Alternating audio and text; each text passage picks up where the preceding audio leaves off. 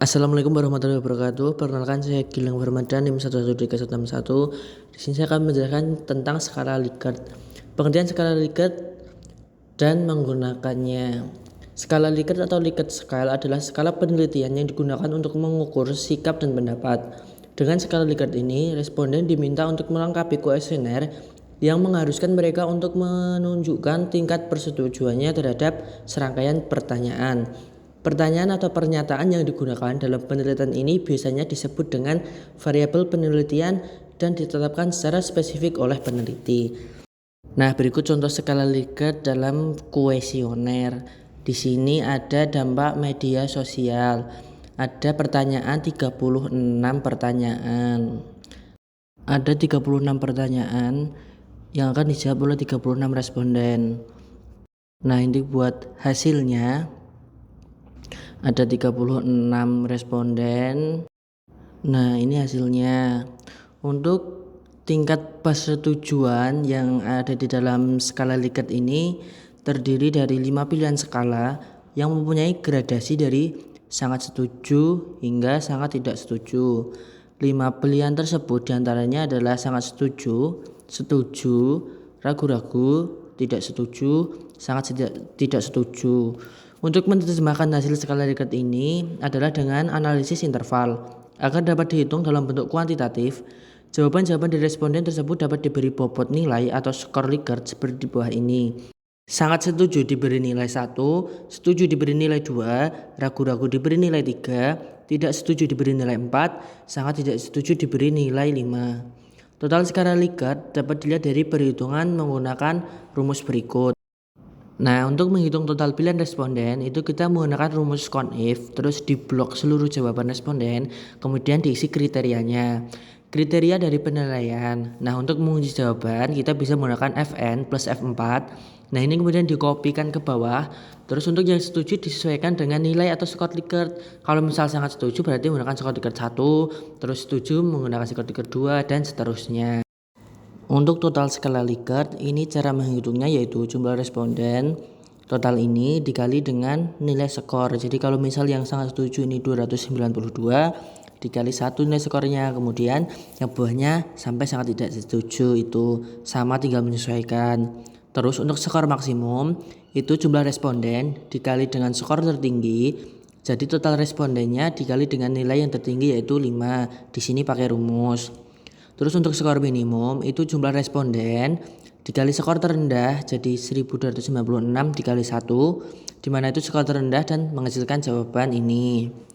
Nah, untuk indeksnya cara menghitungnya yaitu total skor dari skala Likert dibagi dengan skor maksimum, dimana skor maksimum itu 1296 dikali 100%. Seperti ini untuk rumusnya. Nah, dari hasil penilaian karena nilai indeks yang kita dapatkan dari perhitungan adalah 50,79%, maka dapat disimpulkan bahwa responden itu ragu-ragu. Nah, langkah menjawab dengan menggunakan SPSS. Langkah menjawabnya, kita lengkapi dulu variabel view. Untuk variabelnya bisa diisi bagian name, itu formulir 1. Terus ada di sini tabnya numerik, weight-nya 8, desimalnya 0, label formulir 1, values-nya non, missing non, kolom 8, like rect, measure scale, dan roll input. Nah, ini kan tadi ada 36 pertanyaan dan juga 36 responden. Maka disesuaikan untuk formnya itu 36. Jadi semuanya dimasukkan, totalnya juga dimasukkan, kemudian masukkan data pada data editor. Nah, ini saya sudah masukkan semuanya ada 36. Pengerjaannya kita ke analyze, terus pilih correlate. Nah, kemudian klik kiri di bagian bivariate. Nah, pada dialog butir-butir pada kotak kiri dimasukkan ke kolom variabel pada correlation coefficient. Nanti dipilih persen pada kotak dialog tes signifikan, dipilih one tilde dan di flag. Ini dicentang, ini dimasukkan satu-satu. Setelah semuanya dimasukkan datanya, klik OK. Nah, setelah itu akan muncul output seperti ini agar dilihat rapi dan memudahkan kita dalam pembacaan tabel. Kemudian pilih style output, terus pilih double klik, kemudian pilih yang pivot, terus pivot rest. Nah, akan muncul gambar di bawah ini. Nah, untuk variabelnya dari kotak itu di kolom itu dipindahkan ke layar. Nah, kemudian buat yang statistik raw kita pindahkan ke kolom. Nah, di sini akan terlihat hasil yang lebih rapi. Nah, di sini terlihat hasil yang lebih rapi. Nah, ingat pada variabel yang kedua ini yang dimunculkan adalah total. Nah, untuk menganalisis uji validitas digunakan test of significance satu sisi one-tailed, dan dari hasil perhitungan tersebut maka didapat interpretasi sebagai berikut. Nah, untuk probabilitas antara formulir butir 1 dan total butir adalah 0,003 yang berarti P itu kurang dari 0,5. Nah, di sini butir 1 sampai 13 terus 15 sampai 17, 20 sampai 23 dan 25 sampai 35 itu P-nya kurang dari 0,05. Jadi bisa dianggap valid. Untuk butir 14, 18, 19, 24 dan 36 itu P-nya lebih dari 0,05 yang dianggap tidak valid. Nah, suatu pengukuran dinyatakan valid itu apabila memiliki korelasi yang signifikan. Dikirakan signifikan, P-nya itu kurang dari 0,05. Dan interpretasi di atas dapat disimpulkan bahwa butir 14, 18, 19, 24 dan 36 tidak signifikan karena P-nya itu lebih besar dari 0,05. Nah, untuk butir yang lain itu berarti bisa dikatakan valid ya. Nah, untuk selanjutnya itu ada uji reliabilitas. Nah, uji reliabilitas ini tujuan utamanya adalah untuk mengetahui konsistensi atau keteraturan hasil pengukuran suatu instrumen apabila instrumen tersebut digunakan lagi sebagai alat ukur suatu objek atau responden. Nah, caranya sama, kita kembali pada tampilan data yang akan diuji, terus kita pilih analyze, terus scale, kemudian klik reliability analysis.